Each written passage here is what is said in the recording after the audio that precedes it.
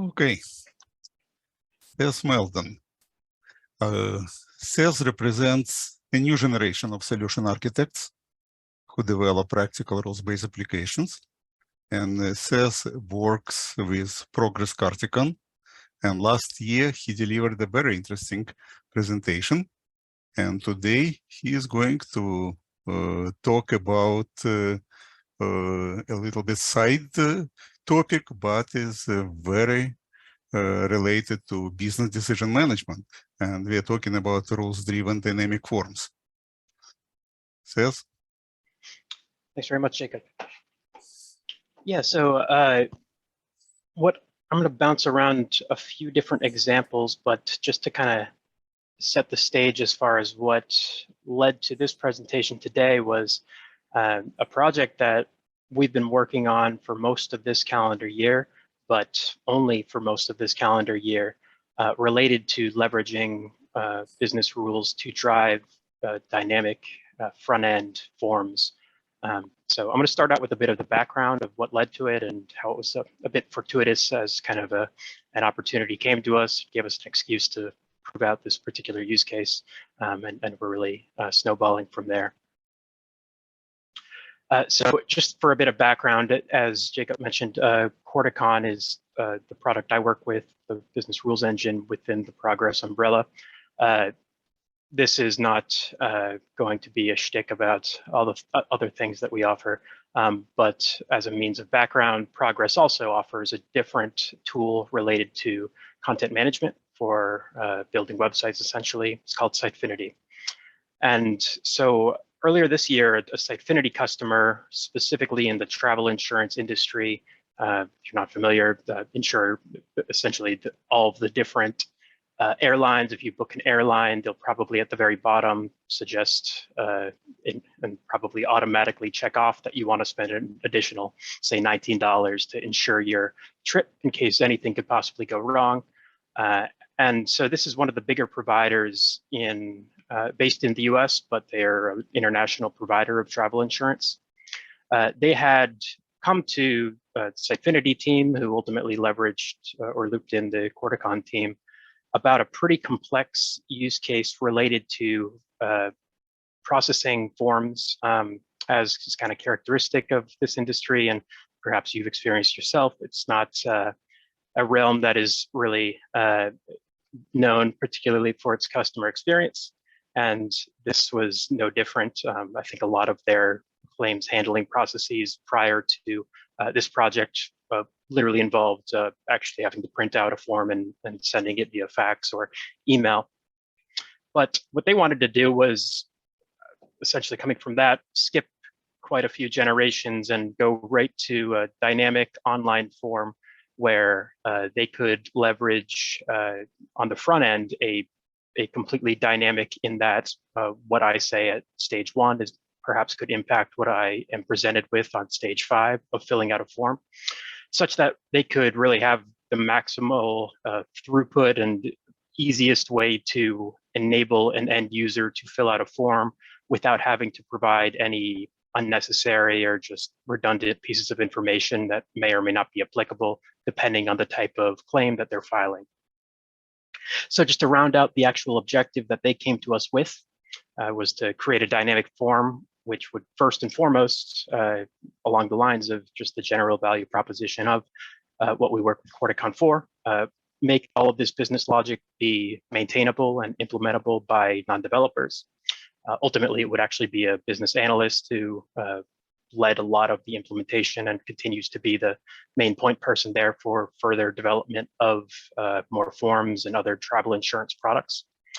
But if you think about how a dynamic form gets built out, not necessarily as an implementer, but just as an everyday consumer having probably interacted with a dynamic form, there's a lot of different considerations that developers have to take into account when building these. There's a lot of room for really large monolithic code bases to handle every which way of what to present a end user, and ideally only presenting the end user with relevant information, all of the different types of UI components, be it like a drop down of numbers, a currency selection, a date picker. So these are all things that historically, and probably most of you on the call would probably think be a rules engine sure could probably be leveraged in such a case, but it's not the most natural solution, and there's an entire market of solutions related to that, which was my thinking as well. But kind of looking through just the market and talking through with our internal team focused more on front-end tooling, just the idea of the complexity for developers even today in September 2022 of implementing dynamic forms in this sort of environment remains a pretty substantial task, regardless of the mechanism through which they're going to be implemented. So talking through, again, the other different considerations here, if I have an existing travel insurance policy, first and foremost, if I'm going to be filing a claim, I shouldn't need to define anything related to the trip or information that any travel insurance company worth their salt probably already knows. I shouldn't have to put that back into the form. So they need to be able to act upon data that I pass in as by way of my filling out the form, but likewise, any information that they already have about me as a customer. And ultimately, what they really wanted to do was not be limited necessarily to leverage Sitefinity.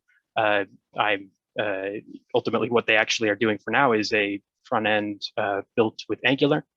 And the way to think about it is really Corticon and a decision service is bundled into JavaScript running on the front end within a browser.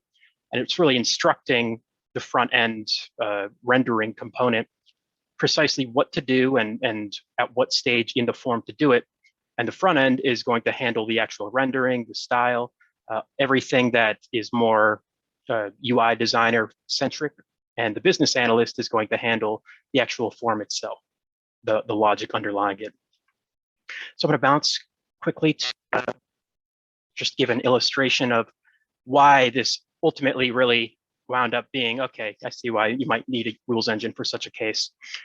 So this is quite an exponential amount of variability in terms of the different paths that we can go from just the initial question. This was from the customer themselves of, what's your reason for submitting this claim? One of two options, and the whole world is your oyster after either of those options are selected. My trip was canceled. Why was it canceled? Depending on your answer to any of those six, we have a combination of, okay, sickness and individual being their type of travel insurance policy versus insuring, say, their entire family.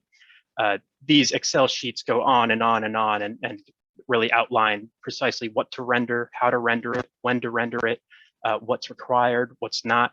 And that's something to bear in mind too, is as a implementer, something that can be challenging and really leads to very bloated sort of scope in building out these rules is I want to be able to accrue only pieces of information that are relevant to what I'm actually looking to gather from an end user, while also being able to tell the front end a lot of different pieces of information that are really only relevant ephemerally. They're relevant at stage 4 that I want to produce text boxes for a user to enter their other insurance information, but I don't care to pass along to the claim system that at stage 4, I presented a text box for them to enter their other insurance information.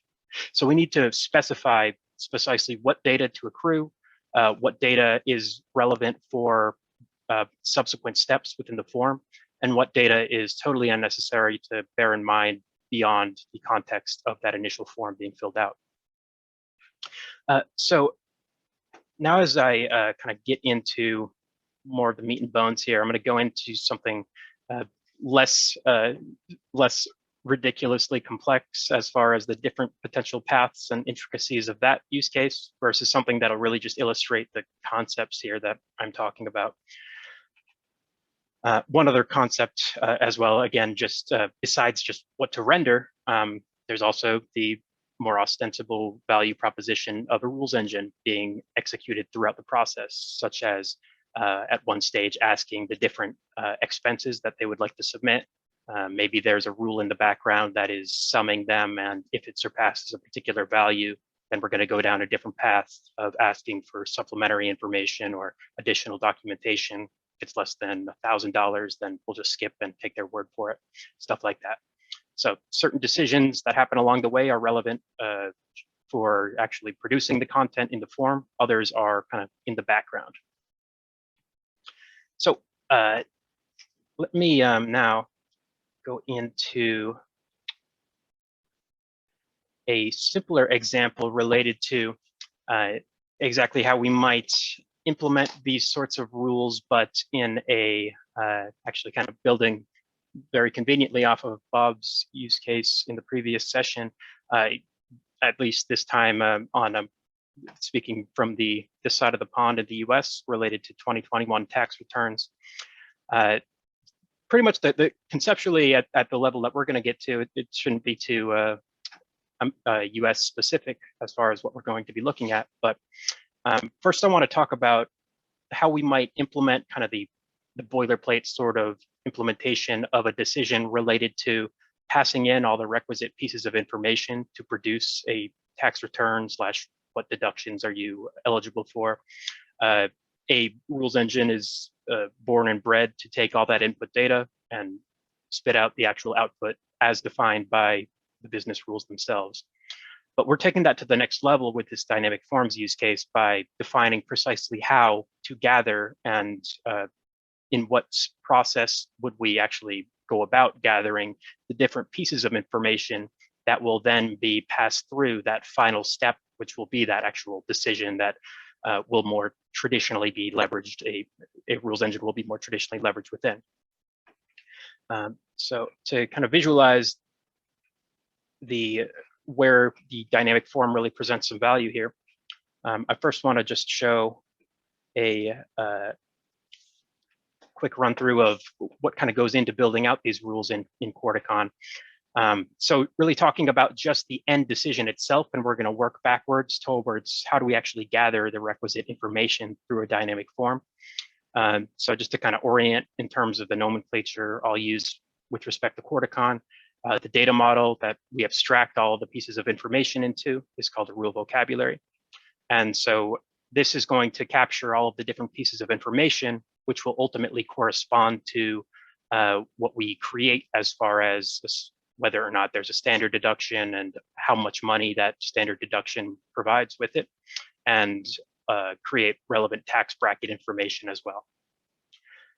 Now, the actual data that we're going to be, or the actual decision interface that we're modeling that rule vocabulary and creating rules within. This is just a quick example of a rule sheet as far as implementing a given business decision. In this case, the tax bill for a given tax income amount. To read this very briefly, think of each column as its own discrete rule. And so here we're taking for granted that the information related to if this filer has a filer type string value of single filer, we're taking for granted that that value is going to be accounted for in that input payload as a potential option that could happen. And likewise, the taxable income is going to be within the realm of possible incomes that would be expected.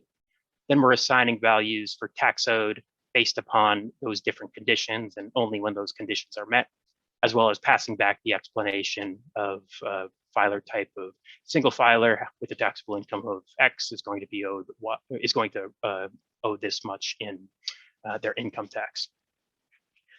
So just to visualize, lastly, as far as within Corticon itself, what I can do from that last step of just building out those rules themselves is just make sure that the rules are executing as I expect. I already have some example input test inputs here of, am I filing jointly? No. Head of household? No. Let's throw in one more thing relevant to a specific tax deduction of, am I blind or not? Say I answered no to that. Run a test quickly. And this will show us, based upon that input information, oops, I'm in the wrong form here. Let's do that one more time.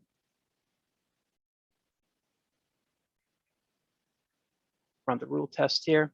And we can just see precisely exactly the order of execution, all these different rules fired. You can see I'm creating these different tax brackets and using those for the means of summing together all of the lower tax brackets and then solving for the total of the standard deduction based upon that upper bound.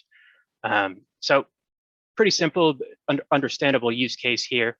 But now I want to talk through, and the reason I wanted to get into Corticon, the actual interface here, is to visualize precisely what I want to be able to gather in the form, which is really everything on the left-hand side here. I want to be able to present a user all of the different prompts that will enable them to input all this information. But critically, I want to only be asking questions that are relevant based upon information they've already provided. In this case, if they answer to the question, are you married? And they say yes, then the response from the dynamic form, which Corticon will tell the front end to do, is going to be, okay, are you filing jointly? A married couple filing jointly. Whereas if I say no, it's going to ask if I want to file as head of household. So that's a quick distinction and a quick example of how we're going to be branching down different paths only in specific cases based upon known data about the end user.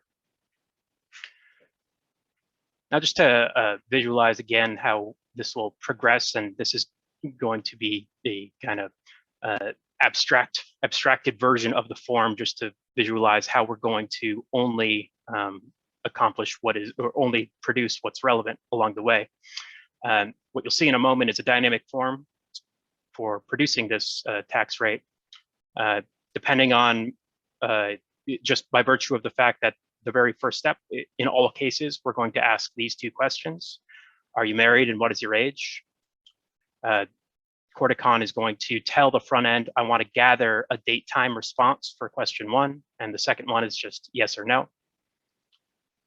Continuing on, in response to the case, again, when I say yes, I am married versus no, we'll have slightly different prompts being presented to the end user. And yet the responses, regardless of being yes or no, will ultimately come back over to what is your taxable income, in all cases being presented as the prompt to the user.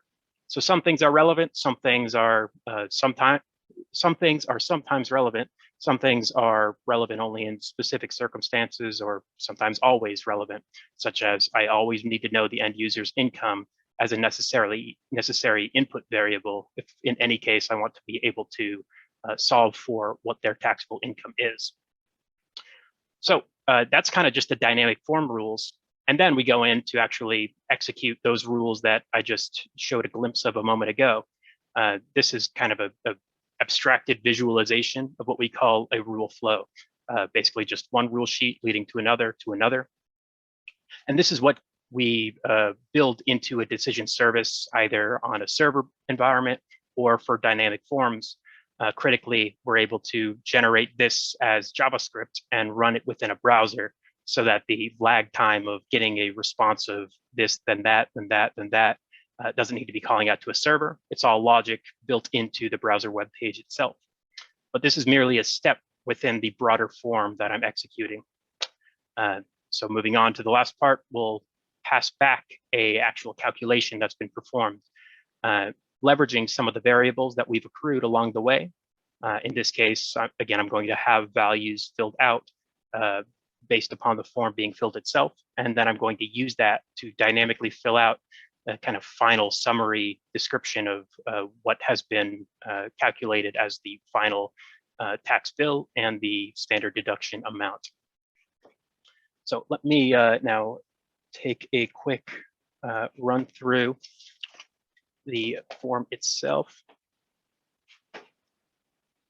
Now, this is a example that we have on CodePen. If you're not familiar, it's just a live kind of coding environment where we can see the different pieces of HTML, JavaScript, CSS that are going into a web page and have a live development environment. Right here, I'm just going to be showing the HTML, but what is going to happen along the way is a a JavaScript file called DecisionServiceBundle.js, and it's just one JavaScript file. At every step, every time I hit this start button, and subsequently it'll become a next button, is going to serve as an invocation of that decision service bundle. And now this is just a openly available kind of what we call a test driver of the dynamic form. And we built in this trace panel so we can see precisely how that communication between the decision service bundle and the front end components are interacting. So at every step, we'll have some degree of input to the decision service. You'll see the decision service is going to tell the front end what to do based upon that. And finally, you'll see that we're going to accrue information that we care about, such as information that will be used as far as that final determination of, okay, it was a single filer, but they have an income level of this. And so based upon that, we're going to use what we've accrued as the final calculation to actually determine that taxable income amount. So let me hit start. You'll see that we are by default going to start at stage 0.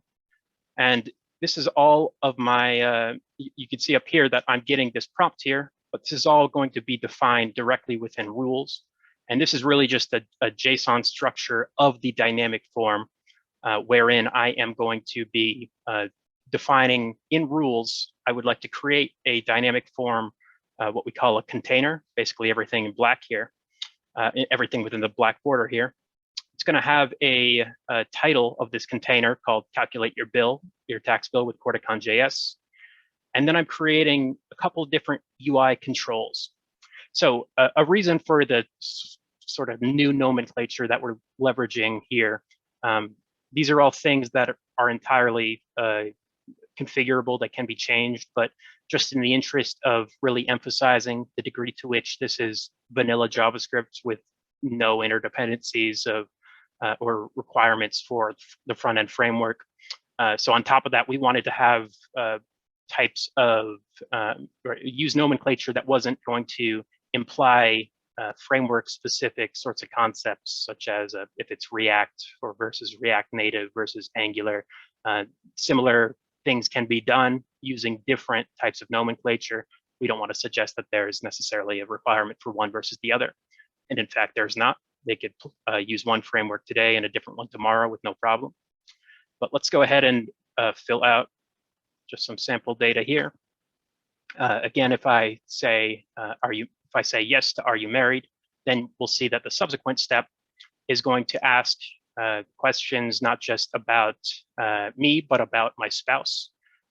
In the US, there are tax deductions that will be provided for both things related to the actual tax filer. If they're filing jointly, then both the filer and the filer's spouse might have information about if they're blind.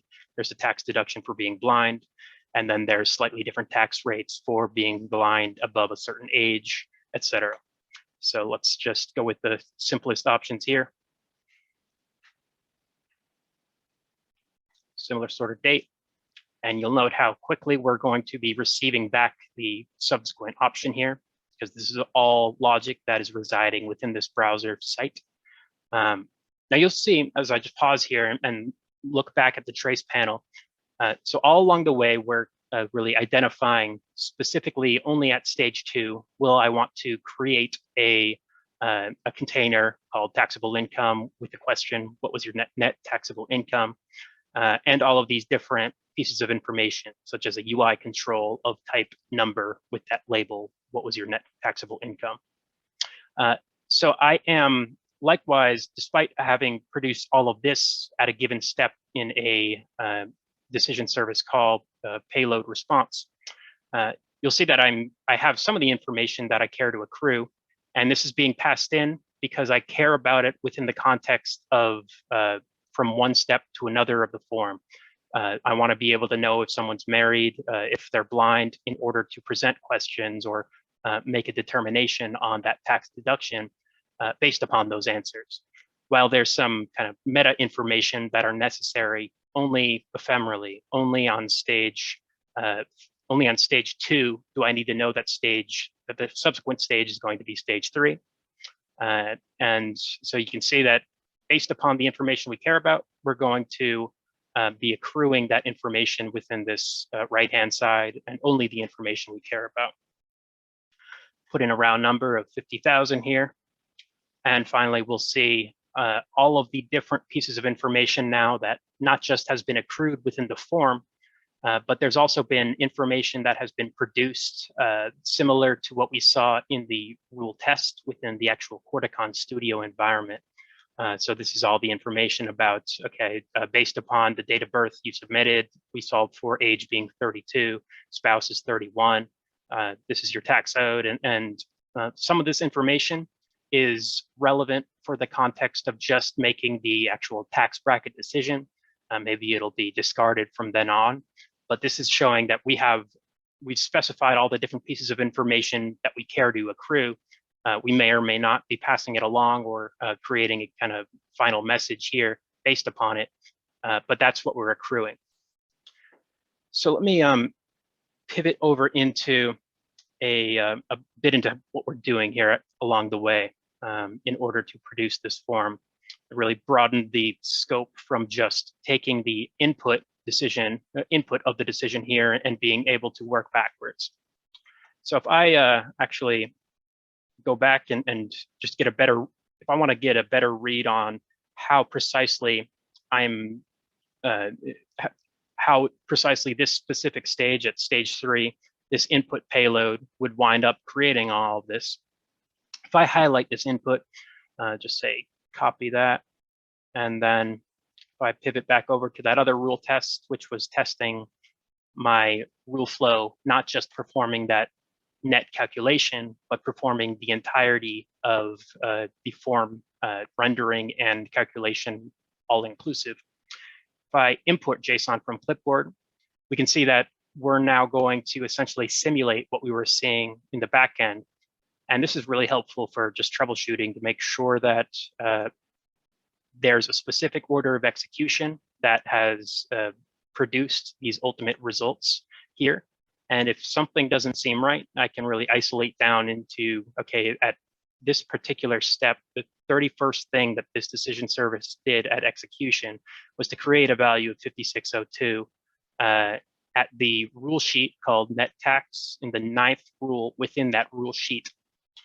So if something is wrong with that particular calculation, I can just double click it, go take a look at it. But likewise, let's actually talk about how we're going to get into the actual form itself and how we can define the form itself. So I talked a little bit already about the why we would actually need to look at a type of solution like a rules engine in order to leverage to build dynamic forms. That was just a very simplistic snapshot of the sorts of use cases for and a demonstration of how this rule-driven dynamic form can really come into play. But there's another concept that's important to keep in mind as far as the way in which we're telling the front end precisely what to render, not just the prompts. So not merely a question that's a yes or no answer, but perhaps it's a drop down of which we need to have 2 of 5 at minimum options selected. Perhaps that drop down is going to be populated from information that is stored as JSON in some remote endpoint, and we need to be able to go out, retrieve that information, fill out that drop down, and again, we only care about the information that is stored from a given response to the form prompt.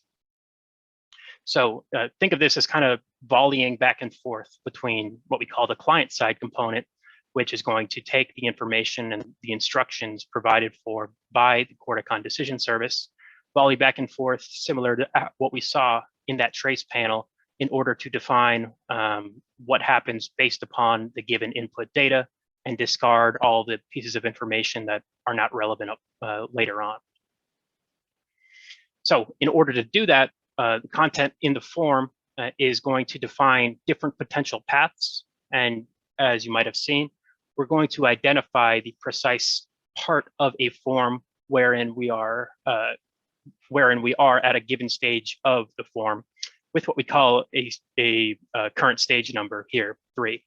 But critically, don't think necessarily of these stages as necessarily needing to be just proceeding as 1, 2, 3, 4, 5 in order. But we want to, in a lot of circumstances, bounce around between them based upon essentially using them as a unique identifier for, in the case when all of this different criterion have been met, then only in that case will number 4 be relevant. And in certain cases when it's not relevant, we're going to skip it altogether. So by using this sort of concept of filtering out all circumstances of the data in the payload for all circumstances besides the instance wherein current stage number equals 3, we're actually using the same exact decision service all throughout this form. So we're filtering out every case where this payload isn't relevant. This payload might be relevant for a few different rule sheets that specify to filter out everything besides current stage number equals 3. But we're going to be able to keep track of where we want to go in the form by assigning different branch parameters, essentially. And given those branch parameters, we'll be presented with different information along the way.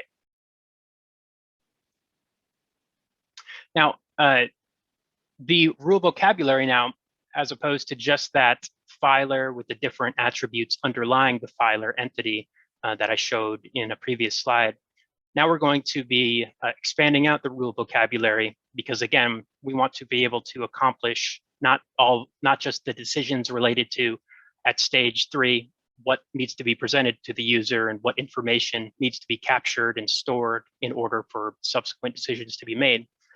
But I need to be able to capture in that same data model how we're going to render, what we're going to render, what the options might be, what the validations, like is it required or not? Is there a minimum of 5 for the number to be submitted? So all that's going to be captured in the same rule vocabulary if this is going to be all within the same decision service. So now we've just kind of built out from not merely having a rule vocabulary that we saw before, the really use case specific elements for the decision at hand, but likewise a form rendering aspect of this rule vocabulary where the business analyst can define, okay, at stage 3, we're going to create a container with a given title. It has any number of UI controls, which are, again, going to be those, say, a drop down or a date picker, maybe just read-only text. In cases where it's relevant, such as if it's a multiple choice drop down being created as a UI control, then the business analyst can define either explicit static text in order to populate those drop down options, or the endpoint from which to go out and retrieve the JSON that will store that information. And really the core piece of information that ties this all together is the top level entity, as we call it. So everything rolls up to this UI entity, which is going to store the precise part of the form where we are, again, that current stage number. And something that I haven't covered yet is how we're actually defining precisely where along the way in this form we're going to be storing, so to speak, the data, accruing the data that we're going to be operating upon. So at the initial step of a rule flow in a dynamic form use case, I'm going to set the path to data, which is literally just going to say there is a specific entity within this rule vocabulary. I'm going to assign a value to path to data of that entity in a rule vocabulary. In this case, it'll be filer. And so when I create UI controls, perhaps I'll create a new UI control of type date time. The field name to store that date time field within is DOB. And because path to data is set to be filer, then filer.dob is going to be the actual JSON object and really where the information is stored in this JSON, precisely as we saw back in the dynamic form example, wherein we are up front, we created we defined that filer entity as being the path to data. And along the way, now we can leverage, we're going to capture all of the different sub-entities of that path to data entity. And as long as that information is captured in the JSON that correlates to the rule vocabulary, then I can continually operate upon and do different things based upon the accrued data along the way. So not only perhaps am I branching merely based off of the fact that stage 4 and now stage 5 is going to come next, but I might have a non-UI step of, if we're at stage 4, then I want to look at whether or not they have a spouse or not. And if they have a spouse, then I want to ask these questions, which will all be accomplished at stage 6. So skip stage 5 and just go to stage 6. So we can operate upon not just that kind of contextual information, but also take a moment to think, so to speak, and really execute decisions more traditionally in the background, besides just that do this at this point in the process. So one last, I'm going to not go too deep into the actual construction of these rule sheets that are informing the front end what to do and when.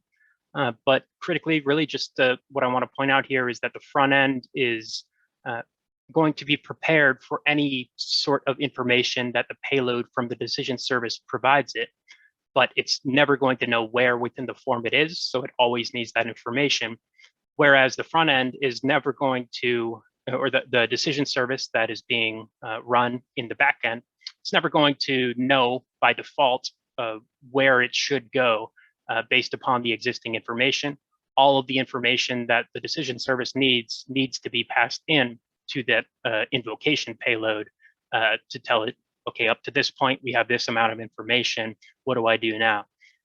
So that makes it very flexible for the business analyst in this case to be able to define all of the logic, all of the business logic itself, stuff that ultimately it is more worthwhile to have an individual most familiar with the business policy itself to be able to have an active hand in implementing, whereas they don't necessarily need to be an expert in styling the dynamic form widget and determining the integrations of external data that might be necessary.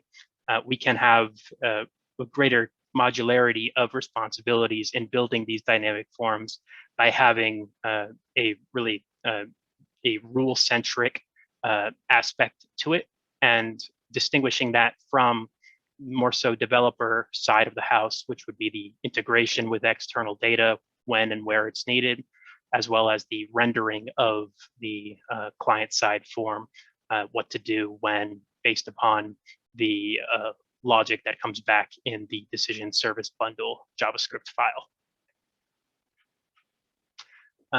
Last, I'll give a quick grand finale here that I had been working through. I'm not sure, I guess most of the world has had droughts over the past 6 months or so, so this may actually be relevant besides my local context of the New England area where we had a monster drought, and something besides just droughts, but something to bear in mind if you like to grow vegetables like I do, is when you see things happening in a vegetable plant, or really any plant, you may know that there is, depending on where specifically a vegetable or any sort of plant is exhibiting a problem on its leaves.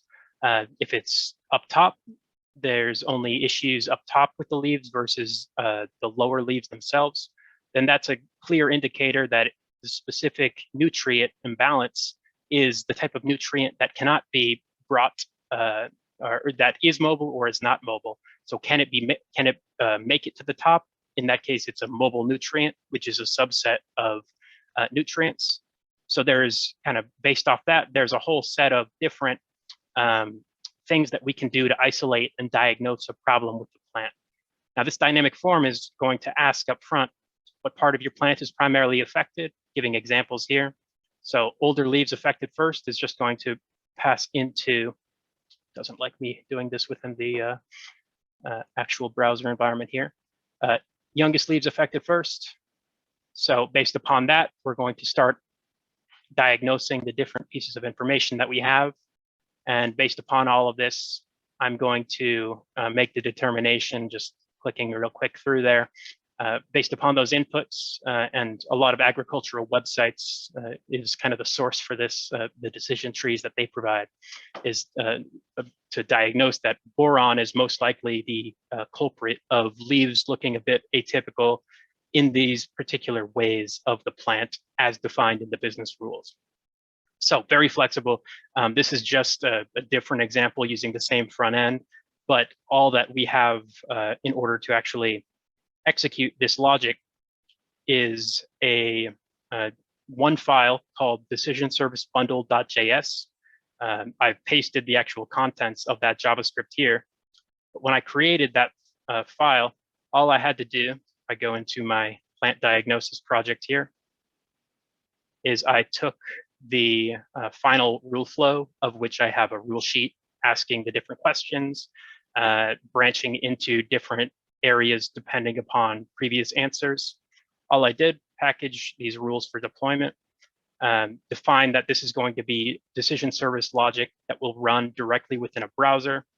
And I took what comes out, which is simply a file again called DecisionServiceBundle.js, and I plugged it into the folder in which I have HTML defined along with the stylization that you're seeing in that dynamic form. So I can update that independently of any of the external dependencies of the form rendering component. The rule logic itself is totally maintained separately as from what the developer might be doing at the front end. All right, so let me call it right there and answer any questions. I know I zipped through a lot, but there's a lot to go into dynamic forms as I've had to learn here. Oh, that's great, Seth. Thanks very much. So any questions for Seth? You can just raise your hand in the in Zoom, or just add the question in the Slack channel, and we'll respond to those. It's nice to see sort of a live demo too. Just it brings it to light a lot more than a presentation. So it's that was very interesting.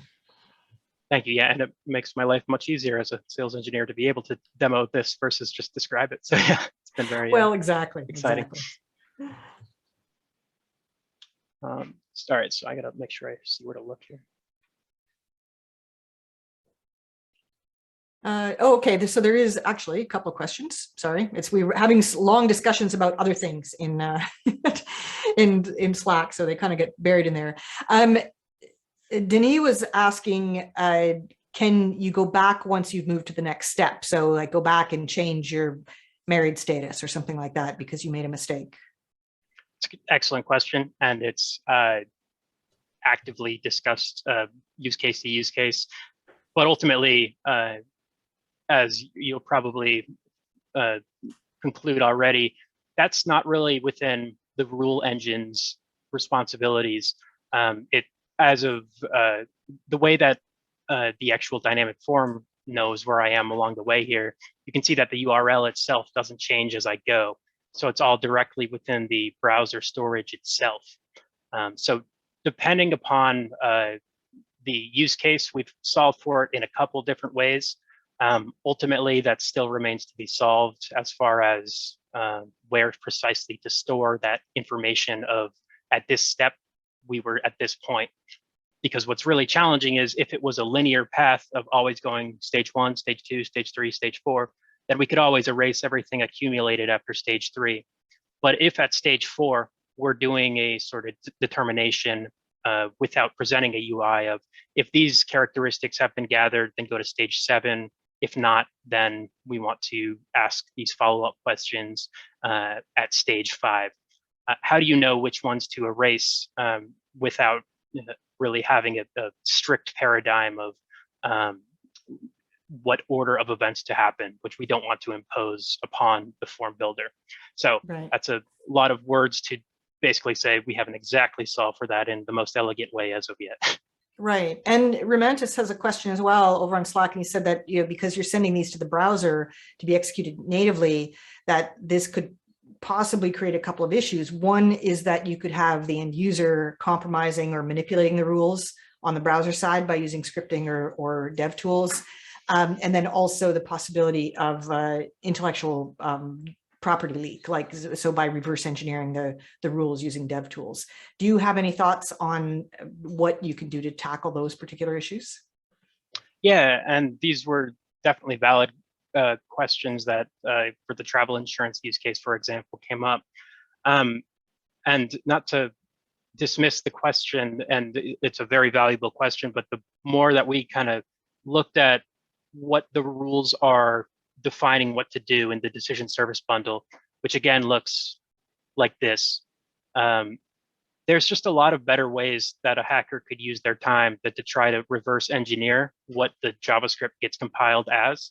That is not to say that they could feasibly do so, but as far as the actual data with which we're working here, Corticon itself is not storing any of the data, and it's not even defining the actual fields that will be even within the context of the form itself. It's not storing data. It's just defining the parameters for when this meta field has this data field value, then go down this path versus this. It's never actually within the context of the actual decision service itself. It's not accumulating the data necessarily. That's being stored within the browser data itself. And the that being said, we haven't had a use case just yet that asks for, okay, produce a 9-digit number that will require your social security number. In that case, it's probably going to not be an easy sell for us to have the dynamic form be the specific component doing that. But what we can do is define you're not limited, obviously, to one dynamic form or one aspect of the form, having to solve for every aspect of the information that we need to accrue. So perhaps stage 1 through 4 are going to accrue some pieces of information, which will then, upon being at stage 4, the front end will know to go out and perform some API call already defined using some secure endpoint API call related to information that we don't want to store and pass directly as text into the dynamic form. So there's ways to solve for it. Yeah, and Carol Ann has sort of added that comment on Slack that you put like the presentation rules up front and to guide the UI. So those get pushed out to the dynamic form. And then the data validation rules are going to be in the back end just to make sure that you can't do any kind of tampering with the rules. Yep, this looks like a better answer than mine, absolutely. This is why we like the Slack channel. It's just like you get lots of smart people who are in there kind of adding in their own thoughts. So yeah, I think that there's probably more discussion that can be had on this matter, because it is that trade-off between how do you get the performance and the ability to have a very dynamic form against how much data are you caching at the browser, so that you have to be concerned about data and rules being cached at the browser. Definitely, yeah. And I mean, the last one other aspect to think about, and to kind of at least give a preview into where we're going with this, is leveraging things to build into the JavaScript bundle itself for API calls to external data sources. So say at a specific step in a rule flow going out, this can happen in the Java and .NET version of the product, but not the serverless version. So we're going to bake that in, which will be much easier to maintain, I think, the security and authentication related to it externally from Corticon once we have that service call out function. But the right now we do have just in this open client side component, which is on the Corticon GitHub that you can play around with. We have implementations of retrieving data using just a JavaScript call external to the rule decision service itself, but going out and retrieving data from a JSON structured endpoint, and even optionally defining like a JSON path to produce the specific list of options from a subset of data within that JSON that we go out and get. So an example of that is available of, say, a vehicle make, model, and year of if it's 2020, then I don't want to produce If it's 2020, then an Oldsmobile won't be selected as an option. So filter using JSON path from this JSON endpoint, only the relevant potential dropdowns. Okay, all right. Yes, That's great. back to the new question. If you can user click back button in the browser? As it stands today, basically what they can do is show precisely what the like this will. Let me. Sorry, I have a lot of different browser windows by now. If we go back, we can see at least with what the state of the form looked like at this point. That's not going to reset the form as far as the form components, because it's never clear what should be erased and what's not, especially when it's not like this linear 1, 2, 3, 4.